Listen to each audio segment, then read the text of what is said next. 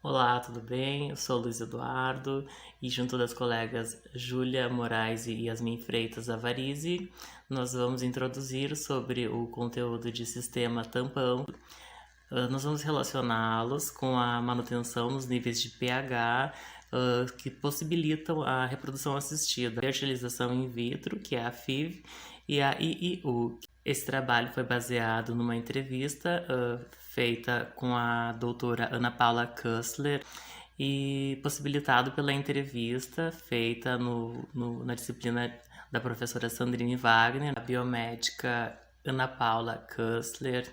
Ela é biomédica, formada na Fevale, ela é habilitada em reprodução humana e embriologia, que é uma das possibilidades de habilitação para o biomédico. Acredito que seja uma opção de muitos e muitas aqui. Também ela é mestre em medicina, ciências médicas na UFRGS, doutora em ciências da saúde pela UFRGS também, ginecologista e obstetrícia. Cursa também embriologia clínica pela Rede Latino-Americana de Reprodução Assistida, Rede Lara, e também ela é membro da Associação Brasileira de Embriologistas em Medicina e de Reprodução, o PRONúcleo. A acidez e a basicidade dos compostos pode ser medida através das concentrações dos íons H+ e OH-. No entanto, para calcular aqueles valores e trabalhar com aqueles números, os cientistas acharam melhor usar o pH, que utiliza do log para os seus cálculos. Ou seja, o P do pH ele indica que tem um logaritmo envolvido, um log de 10 envolvido. Então, para calcular essas substâncias, a gente se utiliza de uma fórmula. pH das substâncias ela é equivalente a menos log de 10 das concentrações de H+, e para calcular o pOH é igual a menos log de 10 das concentrações de OH. Então, isso deixa os números melhores de lidar. A solução tampão é uma solução que contém a junção de um ácido fraco ou uma base fraca com um sal. Elas podem resistir a variações de pH, por isso elas são importantes nos organismos. Elas podem ser vistas, por exemplo, para regular o pH do plasma sanguíneo, que é de 7,4, ou do suco gástrico, que é de 1,2. Elas têm a importante função de manter a atividade enzimática juntamente com todas as reações do organismo, por exemplo, a homeostase. Dentro do nosso tema, existem alguns tipos de tamponamentos comercial, conhecidos como HEPS e MOPS. O MOPS é o 3N-morfolino propano sulfônico e o HEPS é o 2-hidroxietil 1-piperazinoetano sulfônico. São esses dois comerciais mais utilizados. Nós temos uma ilustração aqui da escala de pH, que será o nosso próximo assunto tratado. Então, o pH, né, seria a medida de acidez de uma determinada substância e sua capacidade de liberar íons de hidrogênio. Então, como já foi dito pelo meu colega Eduardo, nós resolvemos usar os conceitos de pH e tamponamento na área de reprodução assistida, que é uma das habilitações biomédicas.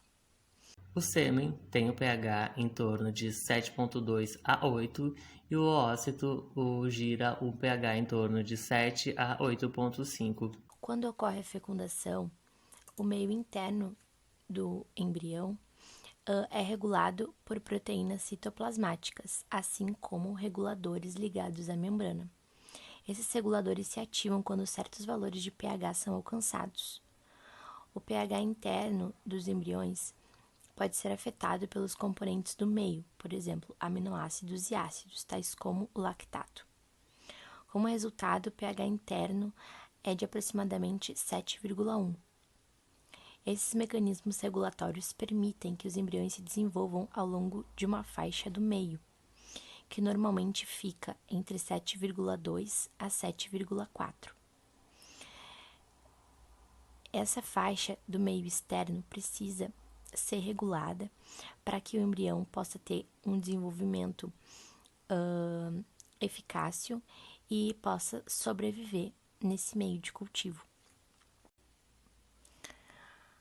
Como foi dito pela embriologista Ana Paula, que nós entrevistamos, o tampão bicarbonato é o mais utilizado no meio de cultivo na reprodução assistida.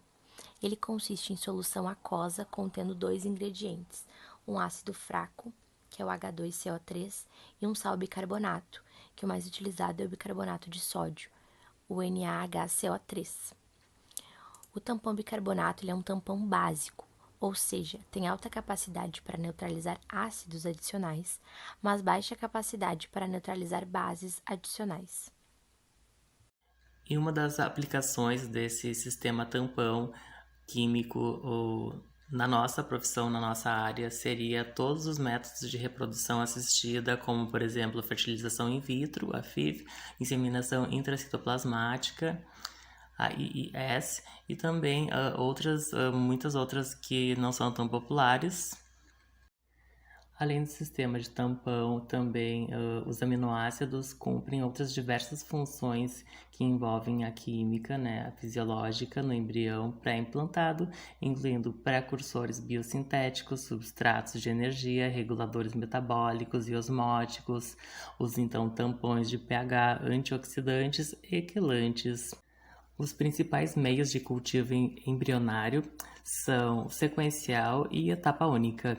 No sequencial, nós vamos ter o estilo de volta à natureza, onde os meios são alterados para imitar as alterações na composição do fluido in vitro. Então, ali nós vamos ter o sistema tampão, tudo de um modo muito similar ao que ele encontraria dentro do útero, e suprir as mudanças nas necessidades metabólicas do embrião em desenvolvimento. É disponibilizado todos os ingredientes fornecidos e o embrião em um meio único, e ele não é mexido, ele não é processado.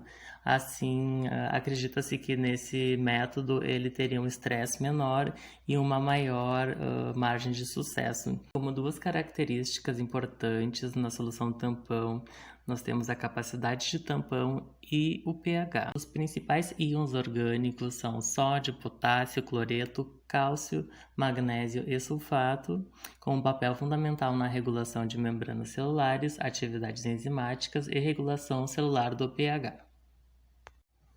A solução tampão, o funcionamento dela é uma solução depende do efeito de íons comuns, um caso especial do princípio de Le Chatez. Quando uma solução de um eletrócito fraco é alterada pela adição de um de seus íons de uma outra fonte, a ionização do eletrólito fraco é suprimida. Então, este comportamento é chamado de efeito de íon comum. A concentração de íons de hidrogênio no meio de cultivo embrionário é principalmente definida pela interação das concentrações de CO2 na incubadora e as concentrações de bicarbonato de sódio no meio. Trata-se de uma relação inversa, então, com a diminuição de pH, o CO2 aumenta. Há também outros fatores que podem ter impacto no pH.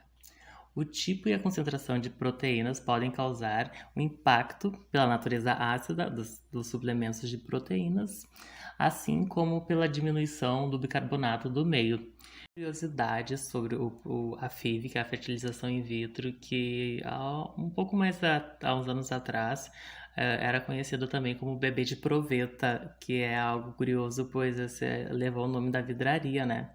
No âmbito civil, dentro da atuação do embriologista para a reprodução assistida, nós temos um déficit no Brasil. Portanto, como uma norteadora, o Conselho Federal de Medicina tem a resolução que discorre a respeito sobre ética e sobre os parâmetros legais aplicados dentro da prática clínica.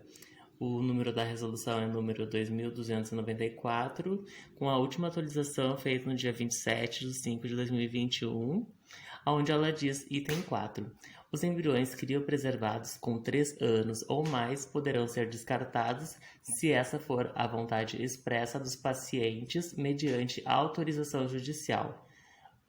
Vale ressaltar aqui que a diferença entre esta resolução e a anterior é que essa coloca a necessidade de acontecer judicialmente um processo. Outro ponto que merece especial atenção dentro destes procedimentos são seus riscos, pois muitos dos produtos utilizados nesses cultivos de embriões eles são tóxicos